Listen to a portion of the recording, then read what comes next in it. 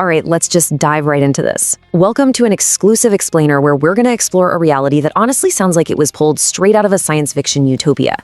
Today, we're unpacking 3 incredibly tiny nations that pack way more wealth, supercars, and jaw-dropping luxury into their borders than some of the largest, most resource-rich countries on Earth. We're talking about places where spotting a Ferrari or a Rolls-Royce is literally as common as seeing a local taxi, and where the whole concept of poverty isn't just rare, it's practically non-existent. Here's a quick look at our agenda for today's explainer.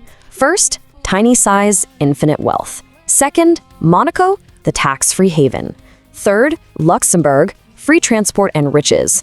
Fourth, Liechtenstein, royal parties and peace. And finally, true wealth is absolute peace. Section 1, tiny size, infinite wealth. The ultimate paradox. To really anchor this in reality, I want you to just imagine trying to buy a modest 100-square-yard plot of dirt to build a house. In our first destination, that tiny patch of land will set you back a staggering 100 crore rupees. Land there is so incredibly scarce and in such high demand by the global elite that every single inch is worth an absolute fortune. So, who exactly is buying up all this land? Well, let's head to our first country and find out. Section 2. Monaco, the tax-free haven, the billionaire's playground. At just over 2 square kilometers, stepping into Monaco is basically like stepping into a Mediterranean fortress built exclusively for the ultra-rich. And what's really fascinating here is the number 0. In Monaco, that 0 literally represents the income tax rate for citizens. That's right, you can earn billions and the government takes absolutely nothing in income tax. But it gets crazier, because that 0 also represents the crime rate, the homelessness rate, and the unemployment rate in this magical, billionaire-dense enclave. It's no wonder global celebrities and business moguls practically fight to live there. This place brilliantly illustrates what happens when a government has massive wealth and a tiny, tiny area to manage. The infrastructure is so lavishly over-engineered that you will literally find air-conditioned public pathways. Because the country is built on a steep hill, they've just gone ahead and installed public elevators and outdoor escalators everywhere so citizens don't even have to break a sweat. Add to that a flawless, high-tech CCTV network and a police presence so dense that dropping a single piece of trash brings immediate fines. It is pristine, heavily monitored perfection, which actually contributes to a life expectancy of roughly 90 years. But wait, it gets even more thrilling. Once a year, this quiet luxury is totally shattered, in the best way possible. The ordinary winding city streets are completely locked down and transformed into the world's most prestigious Formula One track, the Monaco Grand Prix. Citizens don't even need to bother buying tickets. The whole city becomes the stadium. People just stand on their apartment balconies, sipping champagne, while supercars blaze past their front doors at 300 kilometers per hour. And down in the harbor, you'll find floating palaces. These mega yachts are effectively 7-star hotels packed with helipads, personal cinemas, and, get this, even personal mini submarines. But here is the ultimate irony of Monaco. The city hosts the legendary Monte Carlo casino, right? Well, the government strictly bans its own citizens from gambling in it. The casino is purely there to extract wealth from foreign tourists, protecting the locals from ever losing their fortunes to a gambling addiction. It's a fascinatingly protective policy. So, shifting gears from fast supercars and mega yachts for a second, let's ask a radical question about everyday life as we head into our second destination. Think about your daily commute. What if you never had to buy a train ticket or a bus pass ever again? What if public transport was completely free for absolutely everyone? Section 3. Luxembourg, free transport and riches. The green powerhouse. Welcome to the financial heavyweight of Europe. Now, to give you a real sense of scale, despite handling billions of euros daily, this entire nation is actually significantly smaller than the Indian state of Goa. Yet, within this super compact footprint lies an economy so robust that it completely redefines what it means to be middle class. So how does this massive wealth actually trickle down to the average person?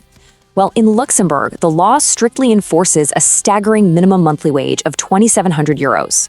That's roughly 90,000 Indian rupees just for entry-level work. A janitor or a junior clerk here makes more in a single month than many skilled professionals make an entire year in other parts of the world. It guarantees a baseline of absolute dignity for every resident. And here is where Luxembourg truly made world history. To cut down on traffic and pollution, the government made all public transport 100% free. No tickets, no passes, no tap-in barriers whatsoever. You just stroll onto a bus, train, or tram and grab a seat.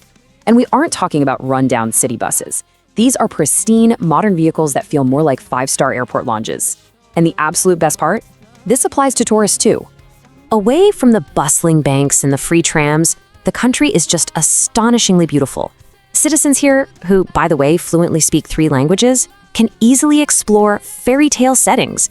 We're talking ancient tunnels carved right into cliffs, the Chemin de la Corniche, which is known as Europe's most beautiful balcony, the breathtaking Mullerthal region, and jaw-dropping castles. It's literally a high-tech financial hub living inside a fantasy novel.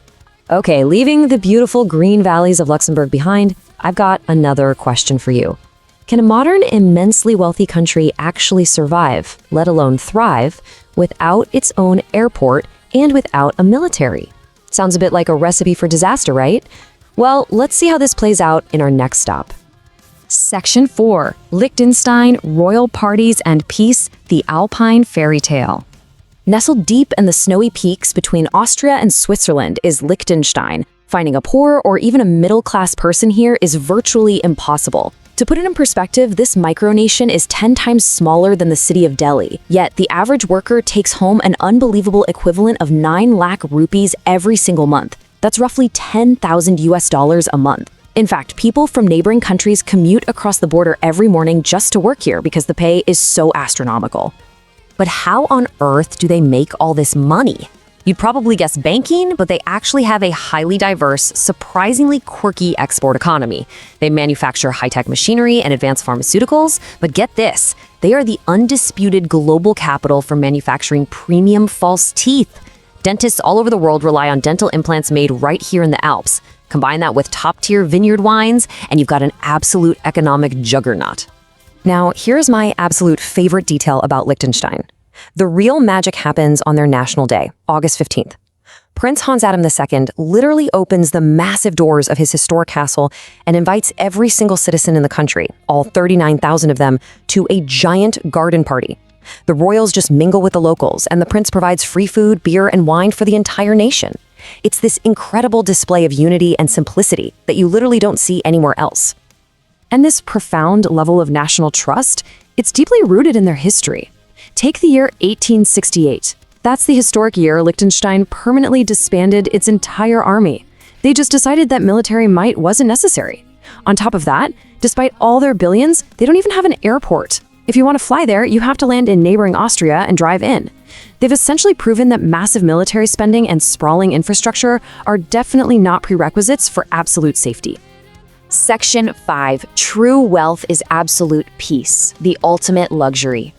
As we wrap up this explainer, we arrive at a really profound realization about what it actually means to be the wealthiest society on Earth. Is it the supercars, the free transit, the royal parties? Ultimately, it goes much deeper. Liechtenstein beautifully embodies the idea that peace is the greatest weapon. When you have a society built on immense social security, mutual trust, and zero poverty, crime practically vanishes. The wealth here isn't just in their bank accounts, it's in their peace of mind. It is so incredibly safe that citizens regularly go to sleep with their front doors wide open. That absolute absence of fear is, for sure, the truest form of luxury. So I'm going to leave you to ponder this final thought. If you had the power to completely redesign your own city tomorrow, which of these ultimate luxuries would you implement first? Would you go for the zero tax and pristine streets of Monaco, the 100% free public transport of Luxembourg, or the absolute peace and door-leaving open safety of Liechtenstein? Think about what truly defines prosperity for you, as you reflect on these 3 incredible micronations that seem to have completely hacked the code to human flourishing.